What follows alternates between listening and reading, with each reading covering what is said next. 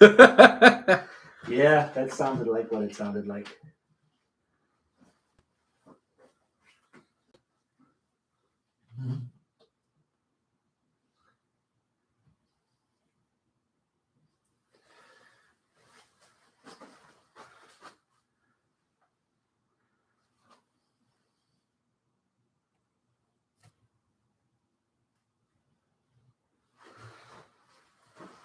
All right, so let's go into the YouTubes. Is this already live? You got it up? Yes. All right. There, yeah, it says live. All right, share, copy. Let's go to the Facebooks. I'm over here belching like a Tina Belcher.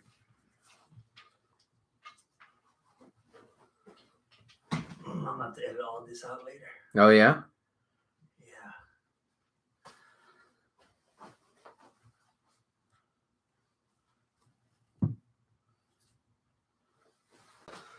Oh.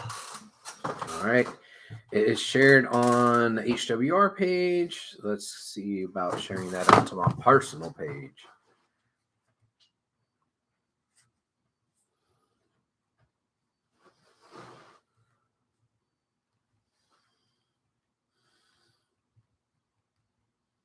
Yeah, that was good. Oh.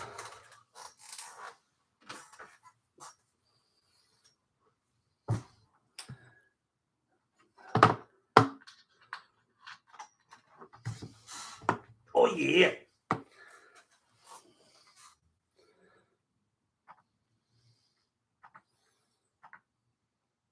Share. Boom. So I shared it. You good? Yeah. What are you doing there? Yeah, we're good. All right.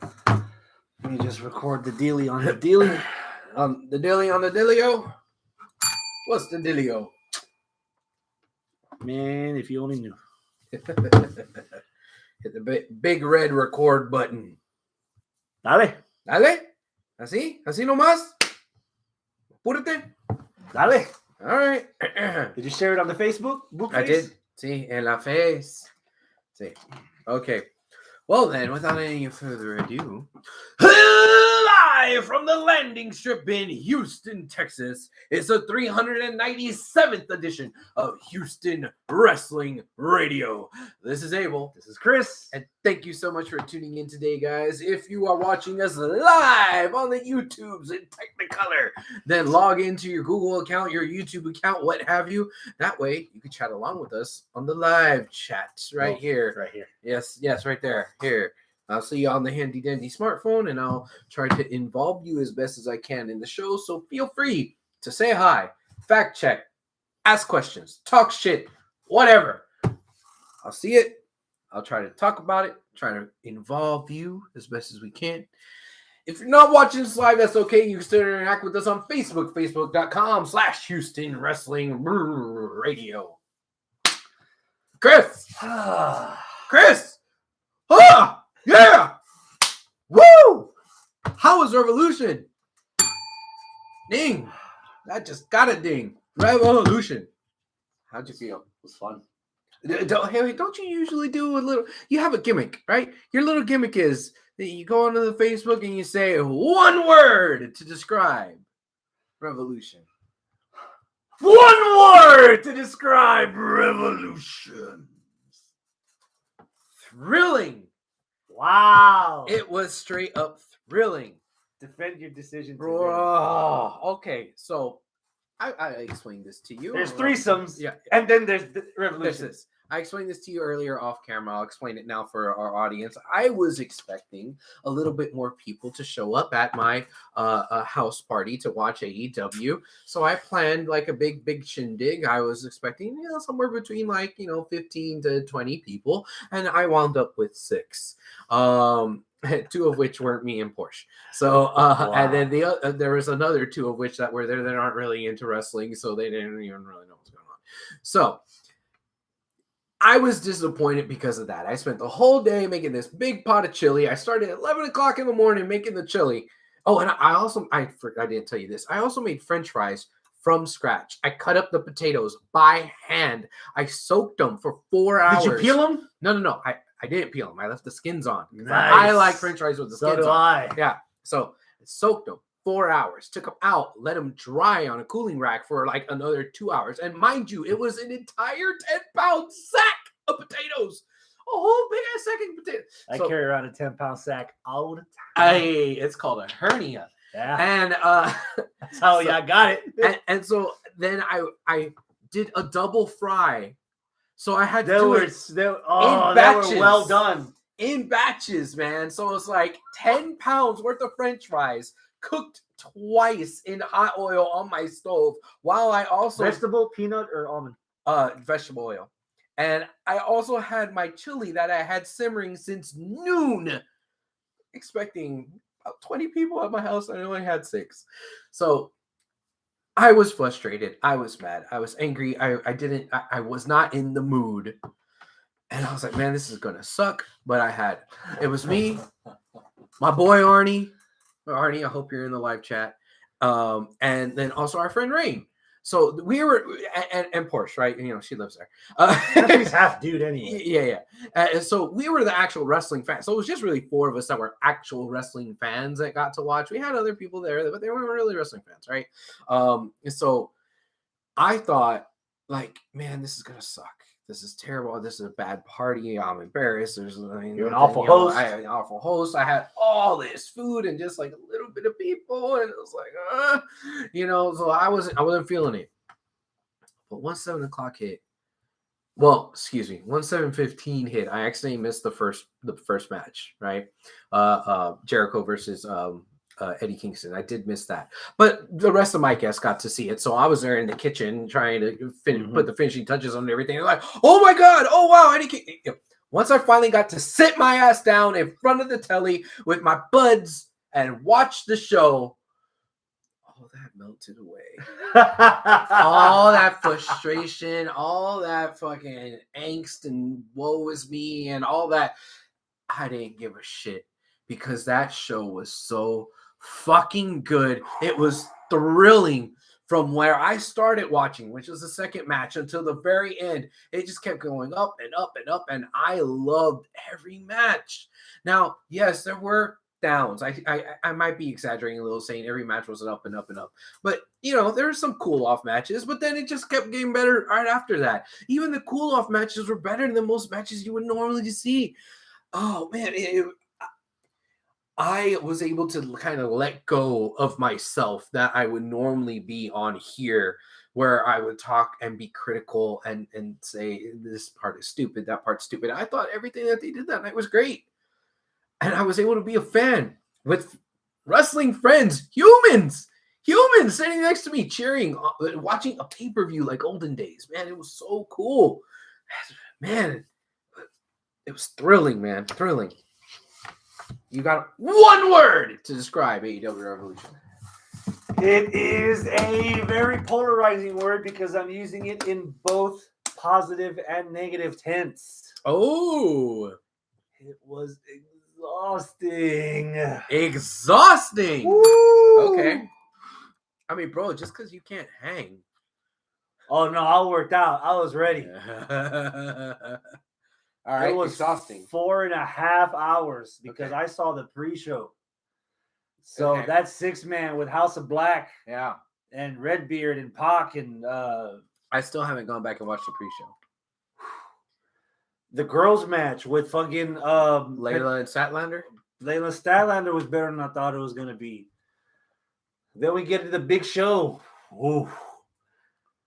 The stuff that was good was really good. The stuff that was okay would have been better if if that card was rearranged differently, because there was a lot of stuff that I felt suffered because of card placement.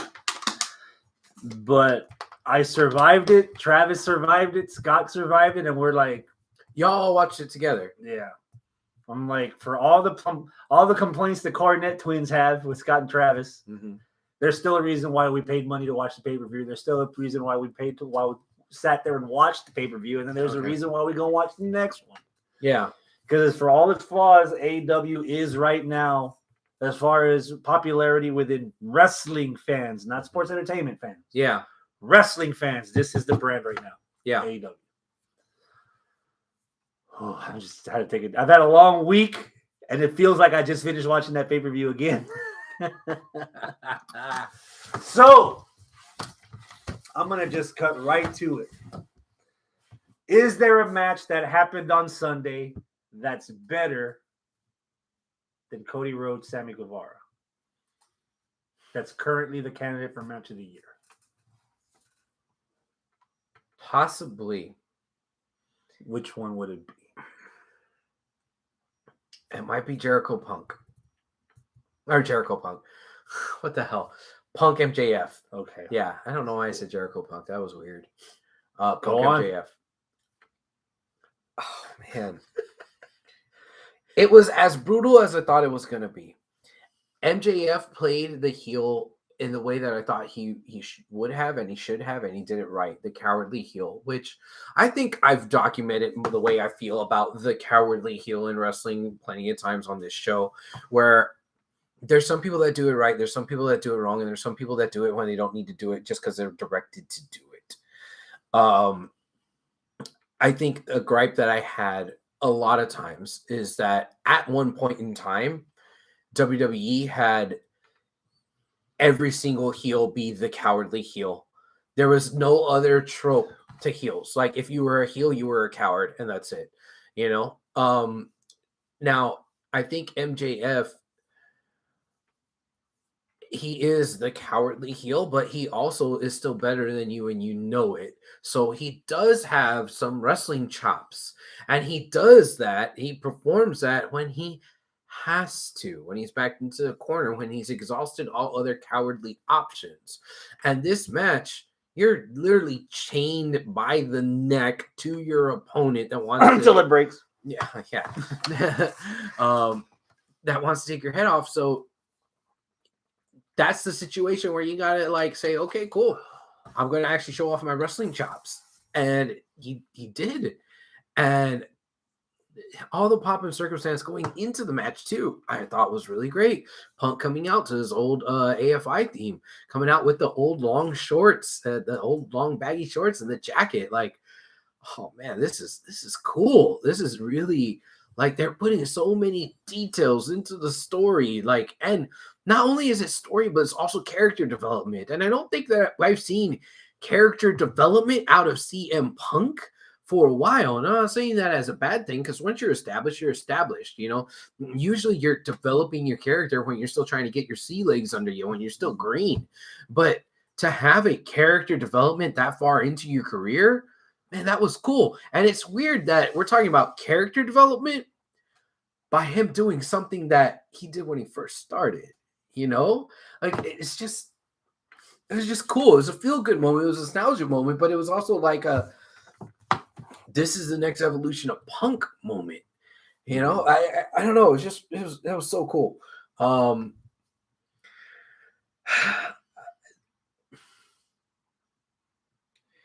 And I think that it can be argued against to say that they should not have pulled the trigger on the Wardlow turn.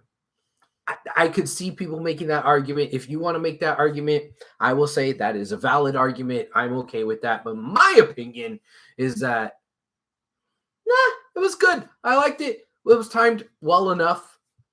Boom. I mean, I said it last week. Wardlow, you're an independent, strong black woman. You don't need no man. I said it on the show last week. I have a theory of what they can do. Yes. I have a theory what they can do, but I want to try to stay on topic. Okay, go ahead. Stay on topic. What do you think of this match?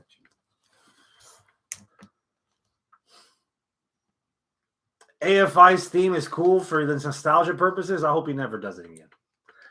It's not a theme song that's well interpreted to a mass audience, 6,000, 7,000, 8,000 people. Yeah, I get that. You get the roar of yeah, Yeah.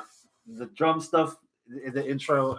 I see Hell, why even he did his first WWE music, Kill Switch. Kill Switch Engage. That has the same thing where it just the riff hits Yeah. you right from the beginning. Yeah. Yeah.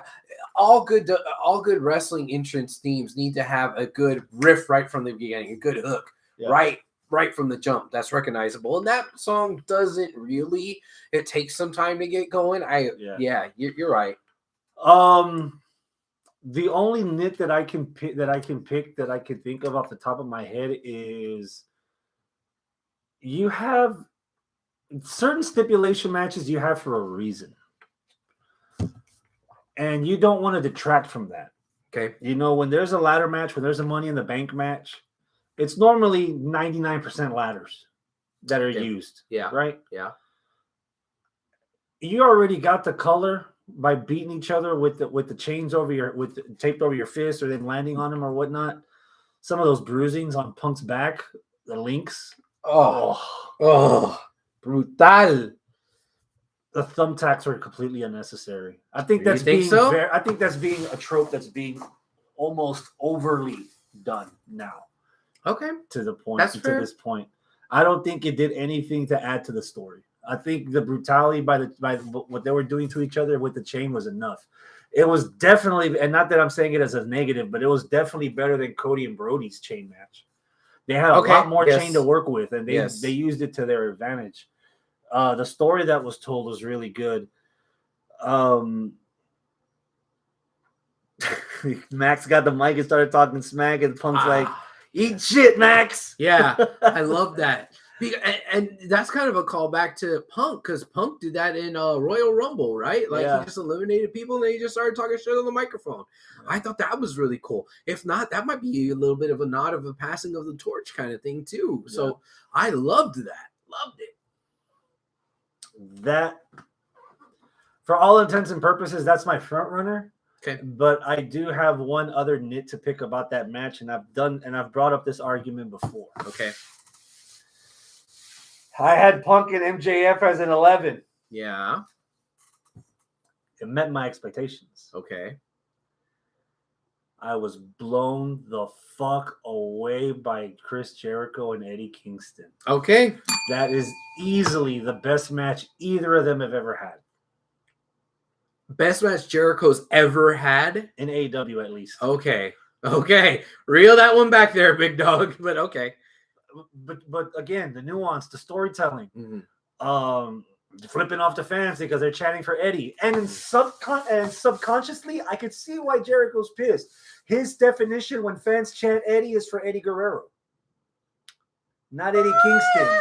So the fact that they're chanting his name and his name's being besmirched by this fat guy that don't know how to wrestle, that's never won a match. Why the fuck do these fans are chanting his name? Yeah. That's a name Jericho holds sacred. And he mentioned that in the promo on Wednesday, that he holds that name sacred. So there's a lot of subtext in that match that you could pick up on pretty easily if you're paying attention to it. God damn, a part of me just melted when the ref like, "You won, man, you won." And Eddie's like, "What the fuck happened? What the fuck's going on?" and he just like, he sold it like he just won the lottery. Like, oh my God, that was exactly the way you're supposed to play that. I don't think I can find any flaw in that match. And again, that's because it exceeded my expectation. As much as Punk and MJF was good, I expected it to be as good as it was. And I wasn't disappointed. Like I said, I didn't watch that match in real time because I was still in the kitchen cooking my damn French fries. Yeah. But when I was hearing the reaction of my guests going, "Oh my God, this match! Holy crap! Oh, ooh, ah!" and like right from the jump, the people that were there were like marking out. I was like, fuck. So I immediately, as soon as Revolution ended, I restarted the pay-per-view because I had it on record on my DVR, and I went back and watched that first match. And a little bit of the factor of, this match is that good? Let's really take a look and see, is it that good? Which I wish that didn't happen, but that always happens, right? Oh, you guys were marking the fuck out for this match? I'm like, ah. But what I can say about this match, and this is really, really good, and I agree with you that while for me, Punk and MJF might be the front runner, this may be the one nipping at its heels. Dark horse. Yeah, and the reason why, one of the reasons why, something happened that I've always wanted to happen in wrestling forever, but I always see it teased and it never gets pulled off, is a suplex from off of the apron onto the floor. Oh! Jericho did that move. I know it takes two, but Jericho was in charge of that, and he did that perfectly. Yeah. At least I thought so. Yeah. I've seen this teased for years, and I remember seeing it actually get pulled off in, I think the video game was the old WWF Raw, or it could be the WWF Royal Rumble that was on the Super Nintendo Sega Genesis. I had the Genesis version. It was one of those two games. I remember that, like, you just did a suplex and you were on the apron, you were on the floor, like, or like you could do a suplex while you're in the ring and the suplex out of the ring, right? Which Mm-hmm. we've seen that now and again, but it's usually like a topple over kind of thing, not just like a chunk, or like in this case from the apron, bam, to the floor. So I've always seen that teased. I've never seen it pulled off, and it was pulled off, and I was like, holy shit! Yeah. I loved that. I loved it. So they did so much with so little, because they didn't really use many foreign objects at all in that match. Jericho took off the turnbuckle pad, and I don't even think they ever used it. I don't remember if they did it. Mm-hmm. About that ladder match. Yeah, that was good too, man. When Keith Lee did the Uncle Phil to Jazzy Jeff to Orange Cassidy, Arnold, who was there with me, said something that is accurate even when we saw the replay. He said that looked like that was something out of like the Matrix movies where they're on strings, and you could tell they're on strings. But Orange Cassidy wasn't on a string. Right? Like, he wasn't being zip-lined. Like, he literally choked that dude that far. Farther than they were expecting, because they didn't catch his ass. Obviously, they didn't catch his ass. Yeah. The person that I wanted to win didn't win with being Keith Lee. So I want to say maybe there is a twinge of disappointment, but like understanding when Wardlow won.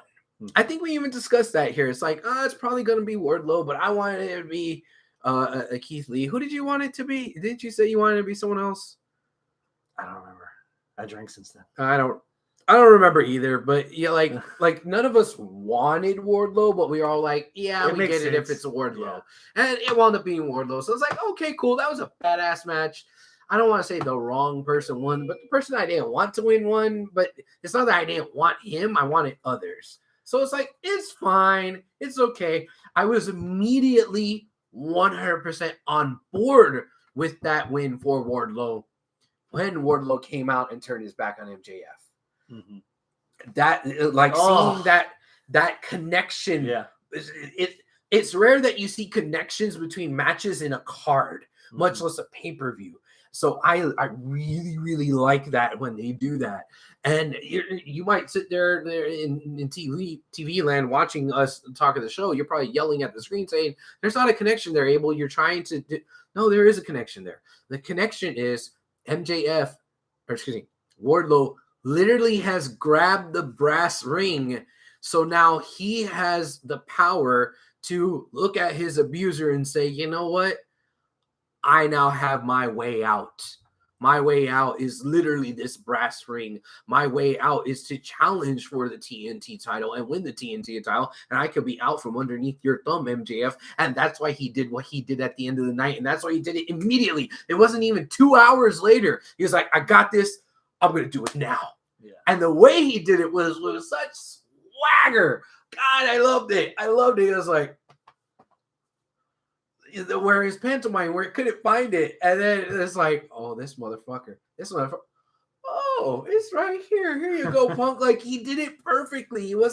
He didn't be made to look to be an idiot, which you were flirting the line with Wardlow for the longest time of being just some dumb lackey idiot, and he's not.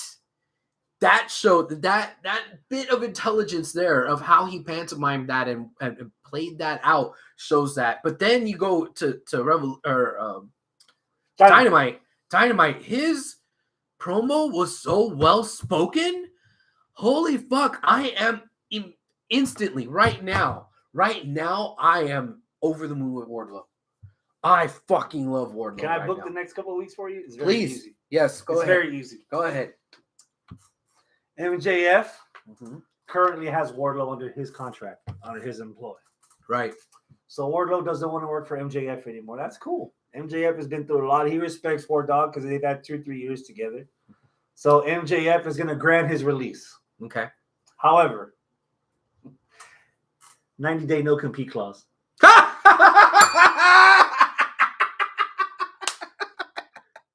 So you're going to have to wait till July for that title shot because I ain't having it. Okay. And there you go. Okay. And then you build up Wardlow every other week, attacking MJF, costing MJF, getting in MJF's way for MJF to be like, fuck it. You want to wrestle now? You got to go through me. But he puts, again, He throws spears at him. He throws FTR at him. the labors of Wardlow. Yeah. Oh, God. I loved all that. But I will say, this was probably one of the first times that AEW insulted my intelligence. Oh, how? Where? Because they lost me in the ladder match when it no longer became a ladder match. Why is that? What do you mean? Because all the beef had to run up to the ramp, and then all the beef had to run up in front of the commentary. That was a good 5 minutes. There was still a ladder match going on. No picture-in-picture. Yeah. You can't tell me what the other 3 people are doing in the ring. Well, 2, because Orange Cassidy splat. Nothing. We can't go back and forth. You focus all the attention on this. It took away from the victory for me. Okay. It did. Okay. Before that, some of the spots that they did were ingenious. Lazy ass Cassidy suddenly, Yeah. and then try to get the dude when they had him held up in that ladder. Yeah. And he's like, "Oh shit!" And then everybody, they're trying to fuck with him, and he lands and he gets crotched or whatever. Yeah. That was some good stuff there. There was some good stuff. When fucking Wardlow and Powerhouse broke the ladder. Yeah. And they start walking back down. That was good too. I'm not sure if I'm a fan of them overly teasing so much the confrontation of the 3 biggest guys there. Yeah. They could have spaced some of that out and saved some of it for later. Okay. Especially if they didn't do anything with it. Mm-hmm. You know? That ladder bump Ricky Starks took towards the end, I felt bad for him because he's already had neck issues, and it looks like his legs got tangled up, so he couldn't take the bump like he would have wanted to. Yeah. But sometimes easy booking's best booking. Yeah. And Wardlow pulled it off. Mm-hmm. There's another match that also exceeded my expectations. Oh, do tell. Yeah. Did you know Moxley can wrestle? Holy fuck. You remember those days Yeah. where Moxley would actually have an entire match in the ring? Yeah. Yeah. That was a nice refreshing thing there. You know what? That is a really good match. Now that's creeping up behind Kingston and Jericho. I have a little nit to pick, and I don't know if this nit to pick could have been fixed because of the way that they kind of painted themselves into the corner. What I'm talking about is, that there was going to be color in the dog collar match. You know there was going to be color, but freaking but it was mentioned between the two, between Brian and Mox, that we got to bleed together. We got to be, so they're going to bleed, and they bled after we saw a bunch of blood in the first match, and they didn't bleed as much, but maybe they did. But Brian's the one that wanted to bleed, and he definitely didn't bleed as much as Moxley. So it's like we're spreading the hepatitis all over. I don't think that match needed the blood, but it needed the blood because of the story. Mm-hmm. But this other match needed the blood too. So it's like, and they put them too close together. Yeah, if they spaced it out. So yes, the match placement should have been somewhere else. I would have literally had. I would have probably had Danielson and Moxley either first or second, and I would have had Punk MJF maybe a match or two before the main event. I would have just flip flopped the Jericho Kingston match with this match, have that open and Jericho Kingston in the spot where they wound up being. Yeah. That's what I would have done. So there was a little bit of, okay, we just saw this, it's not saying that the match was bad because they bled. Mm-hmm. It's just that it happened somewhere else on the card. Hanging out, doing the ring announcing thing for local independent wrestling. You see some stuff in the back that like you don't really get to see, as a fan sometimes. And one of the things is sometimes your locker room leader will go up and mention, or even the booker will go and mention, why the fuck did you do a pile driver? So-and-so did a pile driver in the match before. Yeah. What the hell? Why are you doing this type of counter from, this move when they did the exact same spot the match before? Y'all need to not only coordinate with your partner that you're wrestling with that night, but also with other people on the card. Don't do the same match. Don't do the same shit, and or if it's persistent that both of you have to do the same thing, go to the booker. Make sure that they space y'all out so that it isn't. Yeah. Or do it in a little bit of a different way. Now I get it. There's only so many ways that you can get color. It's okay if someone's completely covered in blood and there's something else if it's just like a trickle. Yeah. Yeah. So yeah. Should all the champs have retained? Britt Baker didn't lose. Hangman didn't lose. Jungle Express didn't lose. Jade didn't lose. See, but I don't know who I would have wanted to lose. I don't mind that everybody retained. Thunder. Okay, you know what? You're right. You're right. There you go. That's the one. It should have been Thunder Rosa. Because it doesn't really make a lot of sense in a promotion that's based on ranking that she gets a number one contenders match 3 days later to get a rematch a week later. Yeah. You see what I mean? Yeah. If you're at least don't even have the match. Tell the story. Hey, it took 3 of you to beat me. And I didn't have backup. Yeah. So I had to go to Tony Khan and I had to do a win it or leave it. Yeah. And to make sure that the odds are even, both of us are in a cage. Okay. You didn't need the match. Layla was all right. Oh man. I don't think Layla needed to have lost that match. Yeah, she didn't need to. Because she just came off of a pretty good win against Statlander. Again, I didn't see Layla versus Statlander, but I heard Layla versus Statlander with the other guests in my house oohing and awing over it. So I was kind of happy for Layla. Like, okay, good job. Whose house? Swerve's house. You sure it's not Regal's? Oh. Yeah, man. That's another thing that added to that match. Regal coming out and just making everybody calm the fuck down, because I thought it was gonna break down there. Where, okay, I'm sorry, I'm backpedaling. I just thought of this. Here is a good example of not doing the same shit that somebody else did earlier in the card. Jericho Kingston. The whole story was that once I beat you, you gotta put her there, pal. Yeah, that didn't happen.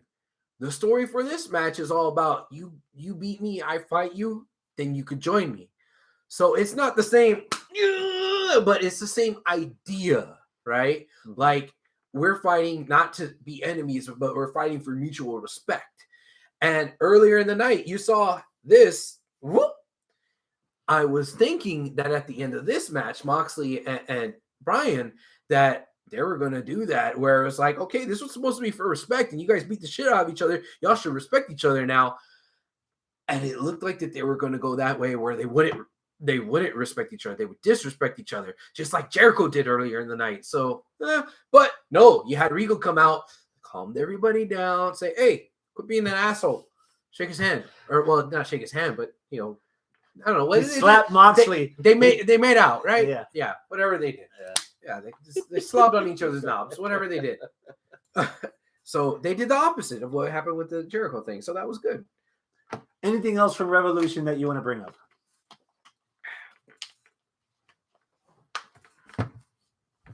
I mean, we kind of just blew past the fact that we had a good match with Hangman and Cole. All right. Is that right? All right. You want to? No, was it because you were tired? It was a long fucking show. It was a long fucking show. I think the match was still a really good match. between the bells, it was art. Yeah. You know, I don't think that there's as many storyline implications coming out of it. So maybe that's why it's not sticking out in your mind as much. But it was just a good between the bells match, which I think you're doing a lot for Hangman, which is good because Hangman needs that kind of stuff. Because there's still a lot of people that just think, oh, he's just a glorified mid carder. I know it was short and sweet, but I beg to differ that Hangman had the better title match on Wednesday. Okay. He had a great match with Dante, two different styles clashing that they worked well together, and putting him over at the end just for Adam Cole to shit on. However, I found on Wednesday the biggest problem with AEW Dynamite. Oh, what's that? Please ask me. What's the biggest problem? Timing. Okay. Jericho turns on his old Inner Circle people, and they got all the new guys in the ring, the Jericho Appreciation Society. Oh man, everybody's booing. Oh, we got to go backstage. Somebody has something to say. We come back from commercial. Hey, here's a promo for somebody who has something to say. And then the next match goes on. Oh my God! Fucking Wardlow got a goddamn promo, dude. Holy shit, this guy's ready to. Oh wait, we got Tony Schiavone in the back. Can't let anything sink in. You're so in a rush to try to get so many people on the screen at the same time because it's 2 hours and that's your flagship show. But goddamn, a lot of that stuff is a fucking blur to me. And there was a lot of shit that happened on Dynamite. Yeah. Did you ever get your ass beat by a soundtrack? What? No. Your own soundtrack. Matt Hardy's getting his ass beat, and then his own theme plays, and his brother's on the ramp dancing. That's true. That is true. Yeah. Wait, we're supposed to have sympathy for Sammy Guevara and Ty Conti when I was at the Houston show when he actually proposed to his girlfriend in his grandma's dress? Yeah.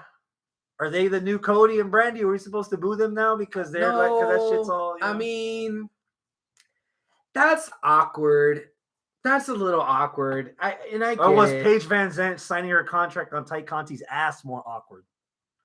That wasn't awkward.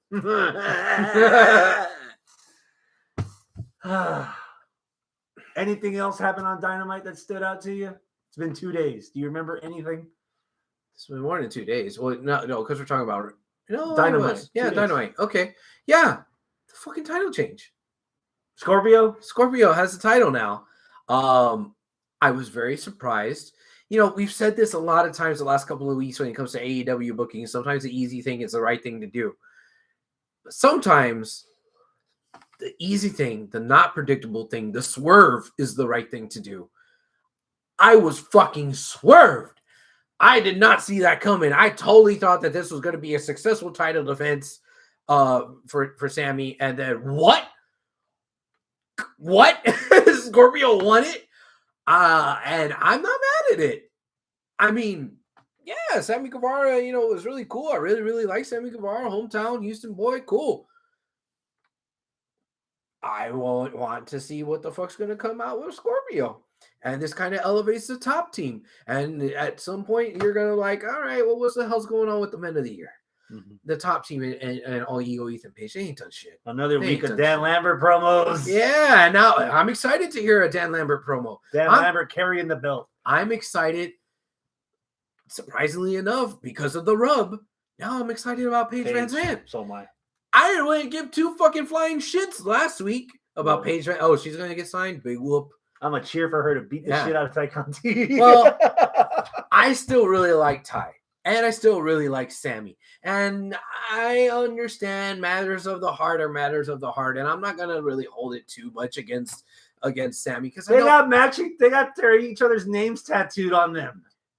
They're temporary tattoos. They're what do they call them? Not hentai. What do they call it? Hana, whatever. It's Hana. It's henna, yeah. Henna. Not hentai. So it's okay. But like, I get it. Now, I'm not going to sit there and judge and be like, oh, you're a piece of shit for dumping Pam, right? Because I don't really know what the hell's going on in their relationship. And Ty and Sammy seem to be happy. So I'm like, oh, okay, we'll just Leave it For there. now. Yeah, for now. I don't know. I'm gonna, but it makes for entertaining TV. I like to see Ty on my TV. I like to see Sammy on my TV. I've seen them together as a real life couple, but still as a character couple. Cool. I'm down. My definition of entertaining TV. Hi, I'm Darby Allen. Welcome to Jackass. Ding, ding, ding, ding, ding, ding. That fucking 6-man on Sunday, dude. Oh yeah. Are you gonna be the one, or do I have to tell Uncle Sting that he needs to like stop flying? I don't think Uncle Sting needs to stop flying. He's 60-something years old, but boy, he still got it. He does. He still got it. Yeah, I'm realizing now we've gone back to fucking the pay-per-view talking about this. Oh no, Yeah. we're gonna go back. Okay. We're gonna go back around because Okay. I've now that we had this conversation, I gotta ask. Yeah. I gotta ask you. After what happened on Wednesday, Jeff's still on drugs, huh? He's dancing when his brother's getting beat up. I mean, he's still on drugs. Sting's like, motherfucker, you're on drugs. You should have been in here 30 minutes ago. I don't know if that means that he's still on drugs. Yeah. I don't know. Yeah, but it was kind of dumb that he was dancing while his brother's getting beat up. But I get it. Like, Guess what? what? It's actually been a week. Okay. A little over a week. Uh-huh. Give me some match of the week candidates. So, all the shit that we talked about with Revolution. Go in chronological order. Okay, so there was a three-way tag match on Rampage, right? Which was? The three-way tag match to determine shit, I forget what it was. I remember saying, "Oh, I need to bring this up on the show," but I don't remember. It was on Rampage. It was a three-team tag, wasn't it? Am I wrong? Am I tripping?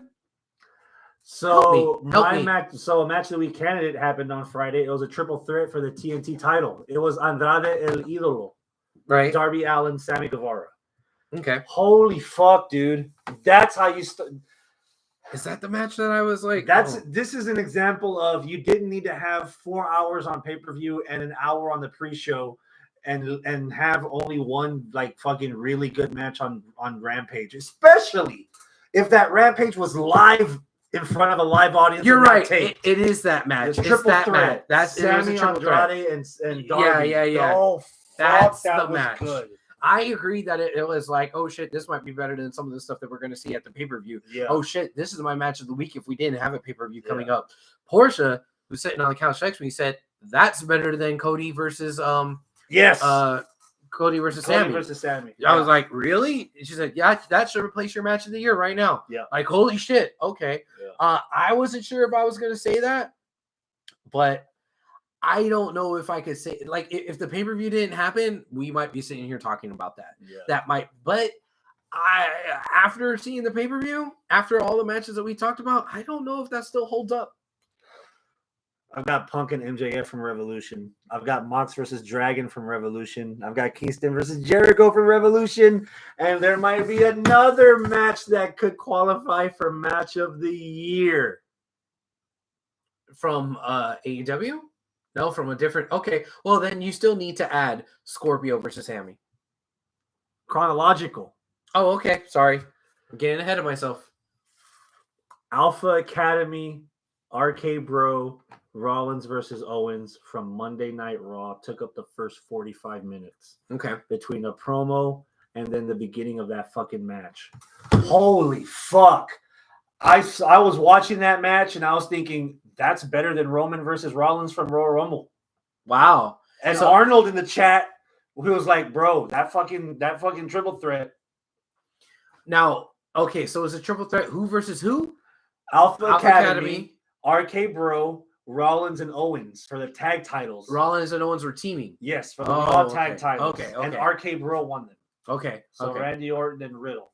Okay. And a decent, almost Who are the humani- champs going in? Alpha Academy. Oh, okay. And a pretty decent humanizing promo by Orton after the match. Actually, like, you know what? I thought this was a complete joke. I didn't think we were going to get along, but man, I'm going to use the F word. This guy's my friend. I've had more fun with Riddle in the last 3 months or 6 months than I've had ever in my career. I'm like, wow, all right. That's Damn. that, and you could see from the beginning where Riddle's trying to break Orton, and he breaks Orton on promo, and then makes Orton wear the goddamn blazer jacket and doing all Yeah, this yeah, other dumb yeah. stuff, and then the fucking quiz bowl and all the other shit. You could see them actually forming the bond.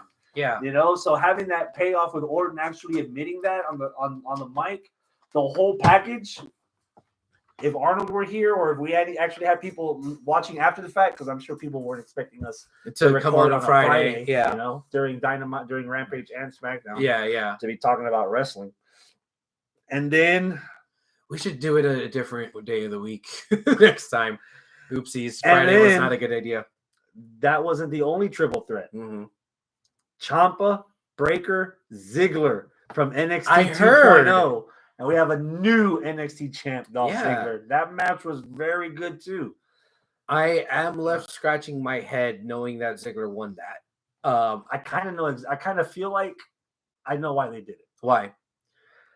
It's kind of like WWE wants to talk out of both ends. Because they tried this before. They had Sasha on NXT. They had Charlotte on NXT. They had AJ on NXT. They're trying to get that audience to get the same numbers that Raw does. Yeah.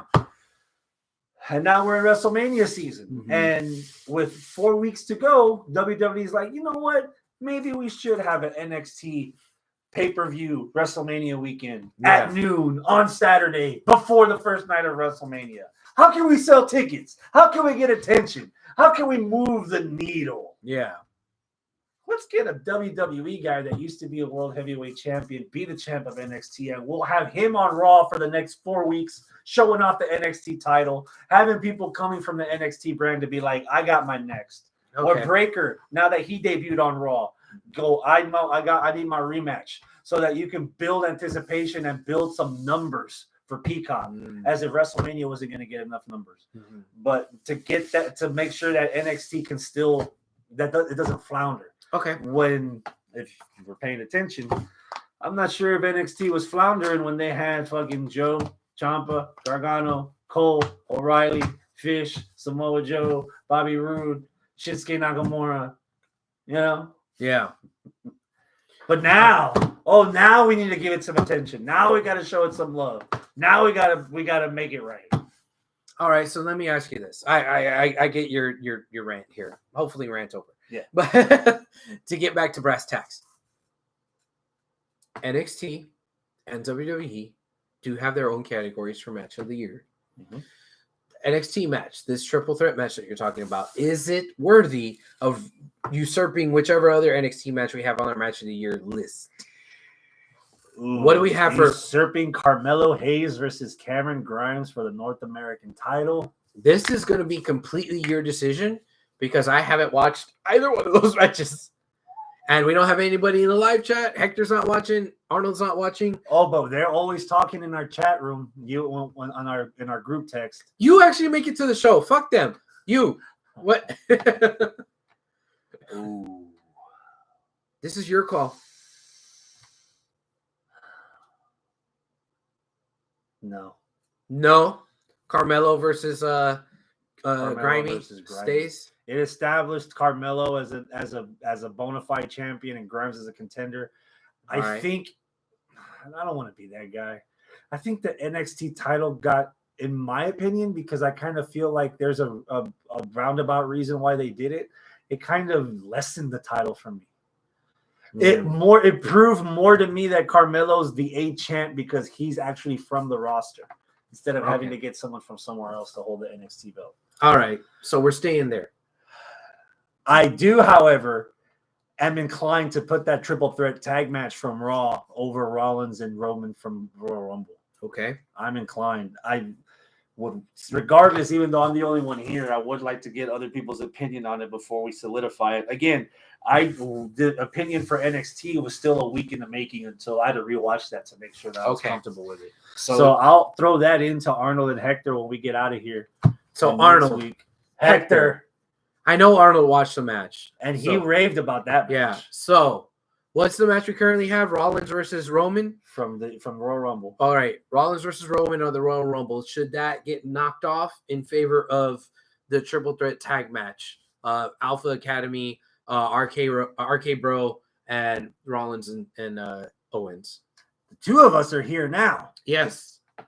Do you think CM Punk and MJF should dethrone Guevara and fucking Cody Rhodes? Oh, 1, 2, 3. Yeah! Oh, we're up. We're both up. Parao! So, new match of the year candidate from AEW, CM Punk versus MJF, dog collar match. Oh, shit. Despite all of that you said that you had to knit those picks. It's not a lot. You still thumbed up it. Yeah. It's still better than the ladder match. We're not recency bias here. No There's recency a lot bias. of layers to that. Okay. There's a lot. Okay. This match might be hard to top. And you know what? It's a little bit early, but you know what I'm going to say. I think there's a potential for there to be more historical significance for this match than with Sammy and Cody, especially with Cody now being gone. And this match didn't cause Cody to leave. Yeah. So there's not going to be that side of the historical significance.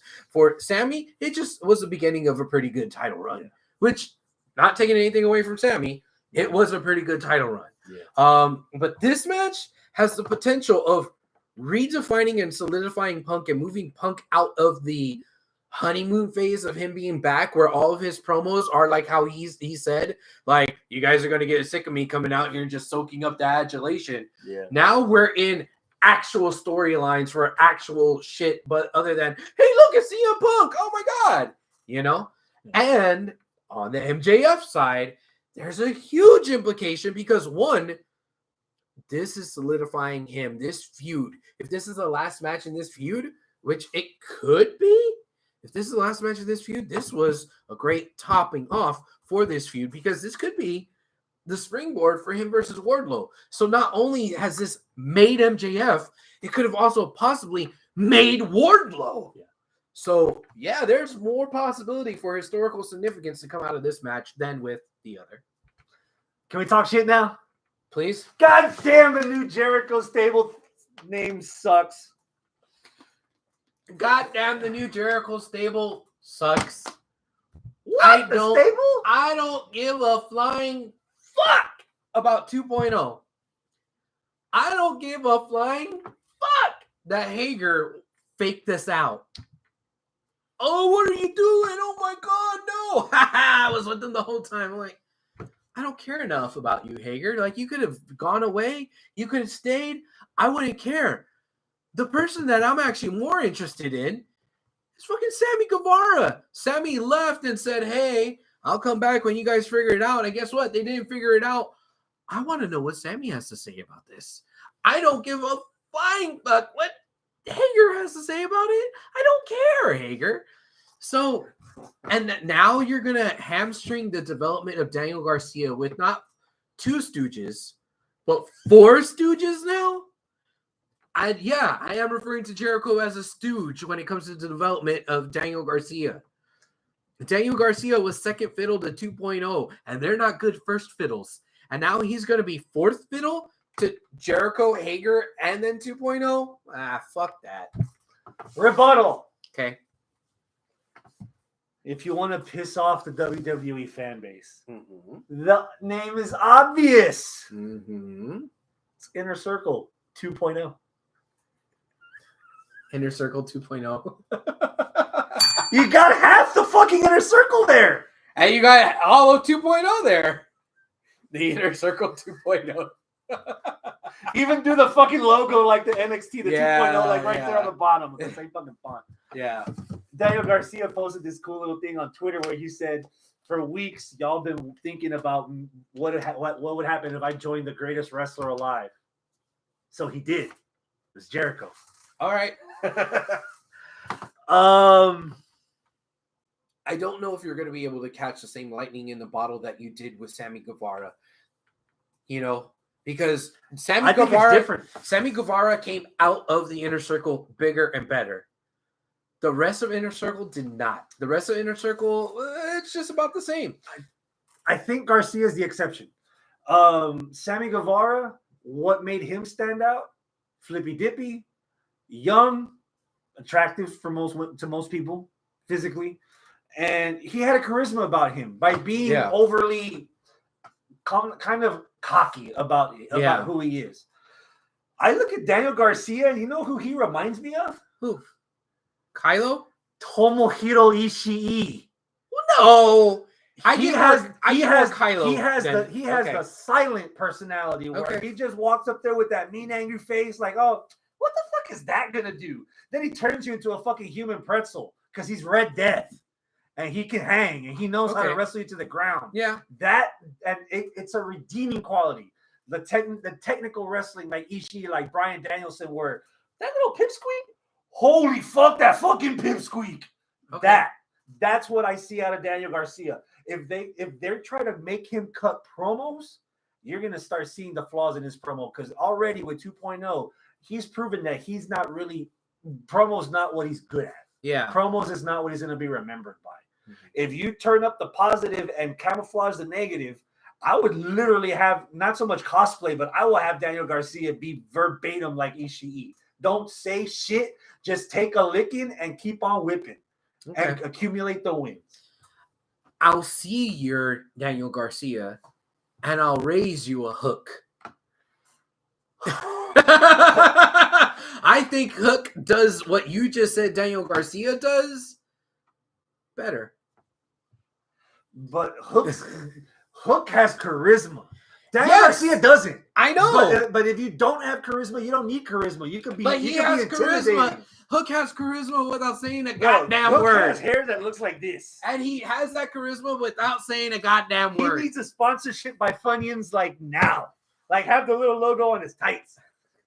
His charm above anything else, in my opinion, you know what makes me love Hook more than anything? Mm-hmm. Is hearing his dad mark the fuck out on commentary.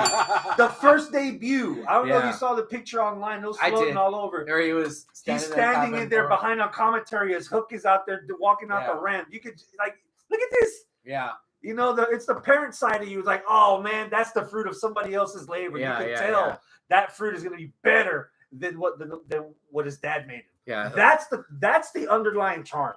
I think that's the thing that primarily Hook people on the Hook, because Hook's been on television for over 6 months, hadn't done a goddamn thing. Right. All they know is that he's Taz's kid. Yeah. Oh, you're from Taz's bloodline? You about to fuck somebody up, and I'm just waiting for it. And then when you see that he actually has Taz's moveset and does it justice, oh man, is a thing of beauty. It's so beautiful the way he does it. Yeah. Primarily, that's the charm. Yeah. Everything else is gonna overtake it eventually. Yeah. The way, dude, I told Travis and Scott, I was like, y'all haven't been watching. Just pay attention and listen to the pop Hook's about to get when he comes out. Yeah. And as soon as those lights went out, Travis and Scott were looking like.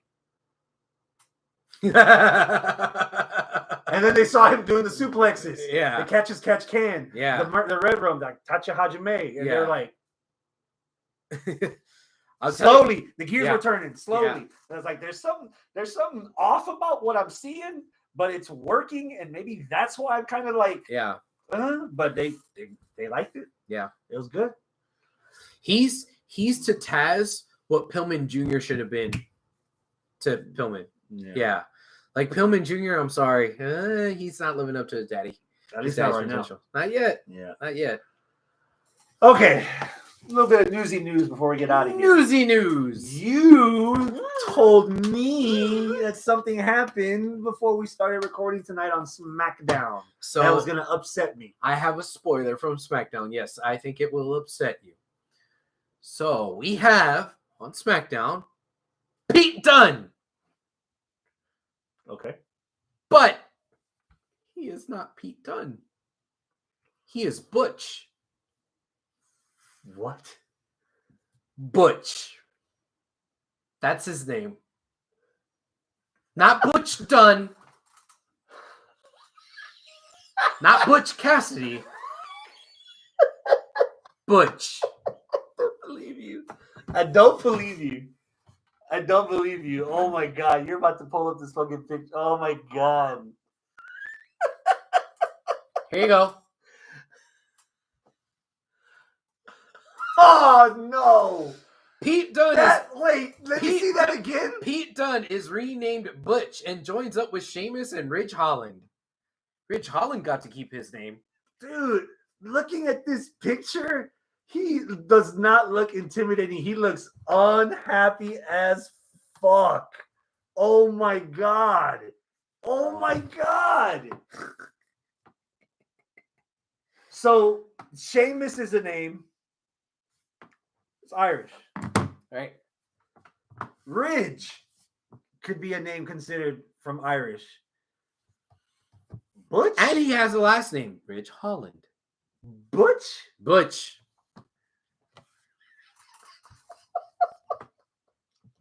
He's not a lipstick lesbian. He's Butch. I'm just waiting for the beer memes. It's not Butch. It's Butch. Real man of genius. But it's been a long fucking week. I'm tired as fuck. I'm worn out from pro wrestling. I'm already exhausted by the week, WrestleMania weekend I'm planning on having with my nephew. Mm-hmm. And this is exactly the exclamation point on why it's so hard to invest in anything NXT that goes to the main roster. Mm-hmm. Anything. Mm-hmm. I don't know if a 30-second or 45-second or a 5-minute segment promo explaining how we got from second longest reigning NXT United Kingdom champion or WWE United Kingdom champion, Butch.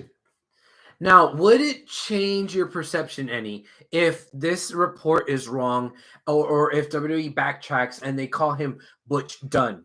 Gunta? I'm asking. It won't be the first time. Enough people complained about the Viking experience that they called them the Viking Raiders. Right. But goddamn. If WWE backpedals and it's Butch Dunn, are you okay with that? Is he keeping the bruiserweight? The bruiserweight Butch Dunn?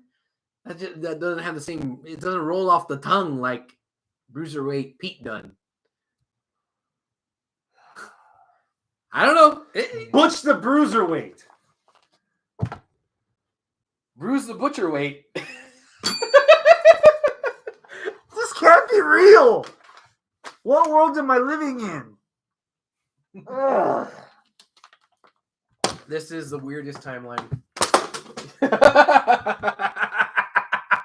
Fuck. Enjoy watching the rest of SmackDown after we're done recording.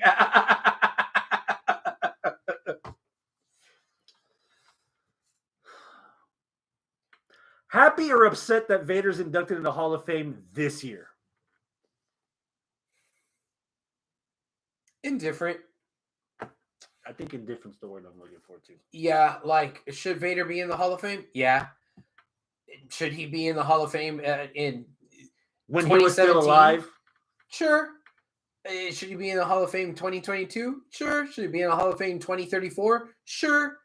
Like, he should be in the Hall of Fame at some point. Mm-hmm. So, I mean, would it have been nicer if he was still alive? Yeah, but people die. You know, you're not going to be able to induct every Hall of Fame member before they die. It's going to happen. Yeah. Especially in wrestling, because the way the wrestlers just drop like flies, it's inevitable. Thumbs up or thumbs down? Okay. What are we thumbing? Kevin Owens and Steve Austin, WrestleMania Match? KO show. KO show? Special guest Steve Austin. Segment during Mania.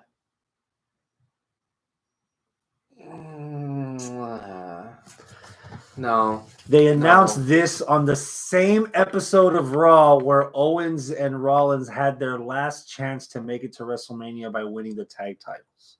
They opened the show with that. During the show, Kevin Owens is silent. Kevin Owens is pacing. Kevin Owens is distraught. And at the end of the show, bazinga!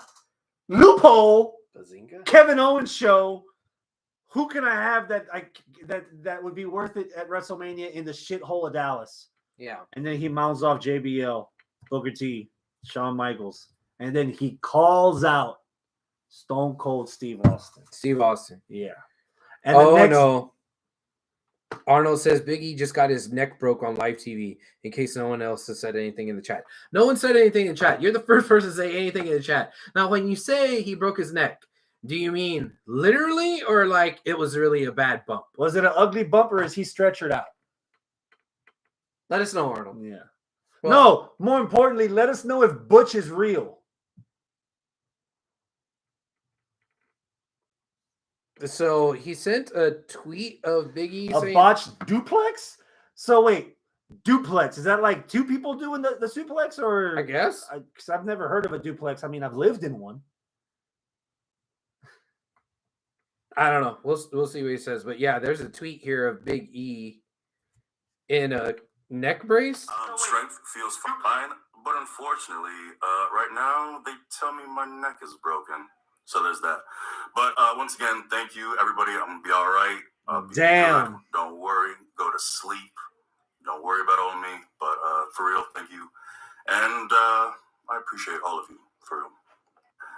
I can't thank. Wait, so you Keith people Lee enough for- speaks so eloquently, but he's too smart for his own good.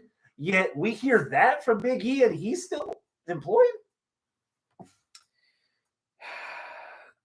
Suplex dropped him on his head. Who was he wrestling? Rich Holland, fool. Oh, he was Arnold wrestling Rich said- Harland. Oh, okay. He wasn't wrestling Butch. Oh yeah, he said by Rich Holland. Okay. Oh, Arnold. There's like two people Oh. doing Frisbee. Hey, Arnold. Do we put Alpha Academy, RK Bro, Rollins, and Owens on our match of the year list for WWE over Roman Reigns and Seth Rollins from the Rumble? Wow, that sucks. The only saving grace to wrap up the topic that we're talking about. The only saving grace is there's like Arnold says yes. all right, so that's done. That's done. We have a new candidate for Raw. Cool. There was a 2-minute promo by Steve Austin that and see this whole thing is so fucking rushed. Kevin had the title match on Monday. Lost. That's to start the show. Monday, they end the show with Rollins challenging Stone Cold Steve Austin. Yeah. Are we going to wait a week? Are we going to get to hear of Steve Austin on Raw? Are we going to get to see him on SmackDown? Are we going to lay this out? Are we going to have some like back and forth? Some teases? No. The next fucking day or that night, they announce Steve Austin's going to have an announcement tomorrow at 11. Yeah. But tomorrow, like, what happened to fucking build? This is Wrestle fucking Mania 2 nights in Texas. You knew this Mania was coming for over a year Yeah. in Texas. Even if we had 45 variants of COVID. Omicron, Delta, fire emoji, plus negative, whatever. In Texas, we still gonna do the shit. Yeah. We're waiting until 4 weeks. And in those 4 weeks, we're going to do the entire build in less than 14 hours? 14? Yeah. That's it? This is as bad as Austin versus Brock being announced as the King of the Ring qualifier the night of fucking Raw, where Steve Austin walked. You don't want to build this? This is the first time. Dude, Steve Austin's fucking promo. He said, he lost to The Rock at WrestleMania. It's been 19 years, and he's been living with that every day. Yeah. And he has one can of whoop ass left, and it doesn't matter if it's a match, a segment, a promo, an interview. I'm going to kick your ass, Kevin Owens. 2 minutes, that's all it took. You couldn't do that in the ring? You couldn't at least wait till Raw to end Raw with that footage? Yeah. Nothing. Oh, but we got to search on Facebook. Oh, we got to watch Total Divas. Oh, we got to watch Total Bellas. Oh, we got to go into TikTok. Oh, we got to. So I think they did Steve Austin dirty with this. well, okay, I get that you're a grumpy old man and you don't want to look at stuff on TikTok. I get that. Like, totally understand. That's not why I thumbed it down. The reason why I thumbed it down is because it's a segment at WrestleMania. I'm not the biggest fan of segments at WrestleMania. WrestleMania is a pay-per-view. That's For where matches. matches. Yeah. Like The Rock showing up with the flamethrower, doing that whole thing, bringing out Ronda Rousey, doing the thing with Triple H and Stephanie. That was cool. That didn't need to happen at Mania, but I get why, because it created buzz, this and that. But that was probably, pretty good. But there's been other times where there's other segments where you're having the legends come back or people showing up just because it's WrestleMania to get a quick little payday so that you could put fucking Stone Cold on the poster. You could put Hulk Hogan on the poster. Oh, Titus O'Neil is hosting. Oh shit, Hulk Hogan's on that poster. Yeah, you throw them on the fucking posters, right? Yeah, exactly. Right there in the Superdome, brother. Yeah. Silver Dome. Yeah, Silverdome. Yeah. Like I don't really care about like this celebrity coming back or just to say hi and get a pop and that's it and then go away. And that's what I feel like is going to happen here. I would much rather have had a nice, long, involved storyline that centered around the stunner. Kevin Owens has been using the stunner. He started using the stunner as a babyface. Yeah. So wouldn't it have been nice to have some sort of like passing of the stunner as babyface to babyface, which is what they kind of tried to do, polar opposite, with Flair and Miz with the figure four, right? Yeah, it fucking fell flat because Miz wasn't able to slap on the figure four the right way, and they were both heels. Yeah. But if you have baby faces and Kevin Owens is doing the stunner properly, he's doing it believably, they should have something, a program, something that doesn't lead to a segment haphazardly thrown together at WrestleMania. I can kind of already guess where this segment's going to go. Mm-hmm. I think it's Kevin Owens. He invites Steve Austin. They talk about the stunner. They talk about how they were. And then no, because the one thing Kevin Owens has been doing lately has been talking shit about Texas. So Kevin Owens is going to start talking shit about Steve Austin. And just when Steve's about to get something happening, here comes Seth Rollins. Because they're best friends. They've been tagging. Right. Does Seth not have another match? No. Okay.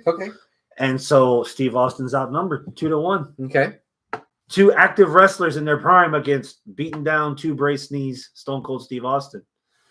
And The still shot of Big E getting dumped on his head. Ugh. That looks nasty. And so it's 2-on-1, Steve Austin against Seth Rollins and Kevin Owens. And then guess what? What? Here comes Booker T. Okay. Here comes JBL. Uh-huh. Here comes Shawn Michaels. Mm-hmm. Surrounding the ring. Mm-hmm. And here's the entrance. Here's the ring. There's Booker T. There's JBL. There's Shawn Michaels. Steve Austin, Kevin Owens, and Seth Rollins are in the ring. For one more wrestler to come out. Mm-hmm. On the ATV. No? American Badass. Oh, Biker Taker. Biker Taker. Yeah. Oh, because Steve Austin's already in the ring. Because Steve Austin's already okay, in the ring. Yeah. And everybody beats the living shit out of Owens and Rollins. Super kicks, spinneroonies. Hell, this could be we finally get Undertaker do spinneroonie. Remember seeing those videos on YouTube that everybody came out and did it? Even Vince did a shitty looking one, but he looked at Taker's like, see? I lowered the bar so low. All you got to do is spin on it. But we get all the Texans celebrating Taker in the Hall of Fame because the Hall of Fame's on Friday, Right. after SmackDown. Yeah. But every WrestleMania, they have that moment where they acknowledge all the Hall of Famers there. Right. But if it's only Taker and Vader's posthumous, it's possible that they're doing Sid Justice. Sid Oh, Vicious. really? It's possible. Okay. But if you get that moment for that one pop, and you've already done the dead man ding entrance for Mark Calloway or Undertaker on Friday because Vince McMahon's inducting him. That's how you send them off. Biker Taker or whatever version of Taker that it was against AJ at Mania a couple years ago. Have him go out there, have a toast with all the legends, and they all walk out. And that's the moment. That's the KO show. All the Texans gang up on Kevin Owens, the Texan Sailor, and Seth Rollins, the Joker. Okay. All right. That's my guess. Yeah. Cool. I would say if you're going to watch Raw now that Braun Breaker's on it, but you don't even watch NXT with Braun Breaker on it. So that falls that goes over like a fart in church. Yeah. Before we go, you want to tell the family, the HWR family, what you're going to be doing this weekend in the wrestling world? Nothing this weekend. What? Again? Yeah. The following weekend is UPW in Aha. Bay Cliff, Texas, the March the 19th. So, yeah, that's what we're gonna do. Commentary we're gonna have or ring announcing? I don't know yet. Still? I don't know. Yeah, you and I'm Steve not sure. Austin. I don't know until fucking the week if I'm gonna. Yeah, I'll show up. Then whichever microphone they give me, that's the one I'm gonna work. You always show up with your works with your show up with your gear. Show up Never with your know. gear. Yeah. So yeah, but that's where I'm going, what I'm doing, so yeah. 19th, Bay Cliff, Texas. You can buy your tickets now, actually. Go online. I think they set up a square, one of the square things, right? Yeah. So that's cool. Tickets for Dynamite are already on sale at the Fertitta Center. Yes. Got mine pre-sale, so I can't wait. Well, maybe I can wait. Gives me time to prepare because they're gonna give me so much. Stand and Deliver for anybody going to WrestleMania weekend. That's also on sale already. Did pre-sale for that too. My nephew's first WrestleMania. Oh. Every time I go to every single one of these posters that y'all seen on the walls in the last 4 or 5 years, whether it's my walls or behind Travis's walls, when we recorded HWR at La Cocina, my nephew would always tell me, Uncle Chris, take me. Why can't I go to San Antonio, to Dallas, to Fort Worth, to Corpus Christi, to fucking Orlando, Los Angeles, New York? Yeah. So, with WrestleMania being in Dallas, this is going to be his first one. Nice. So, as indifferent or upset or disinterested as I am in the card so far for WrestleMania, this ain't for me. Right. It's for the kid. It's for the kid. Yeah. Yeah. So I'm going to fuck this boy up so bad. I'm going to give him so much goddamn wrestling that he can't see straight for a month.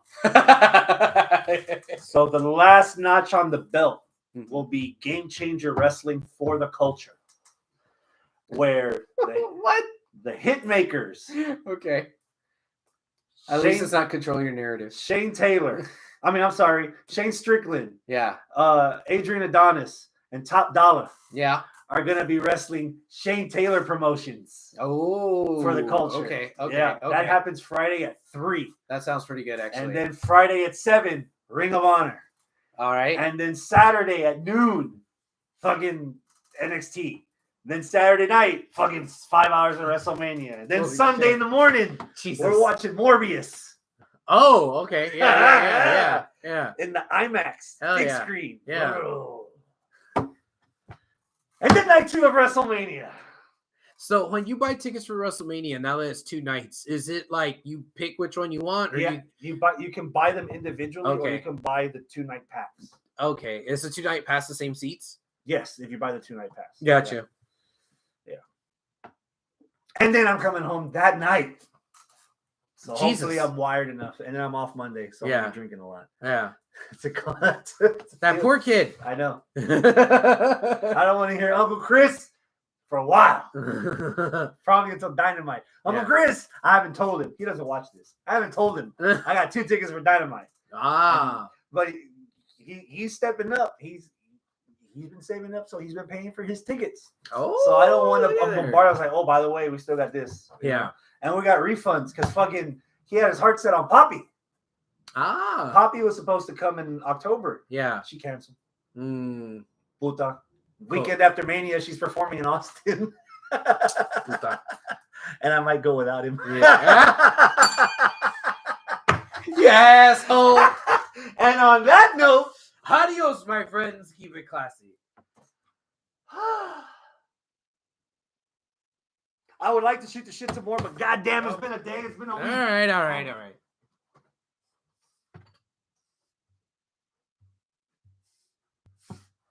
Ah.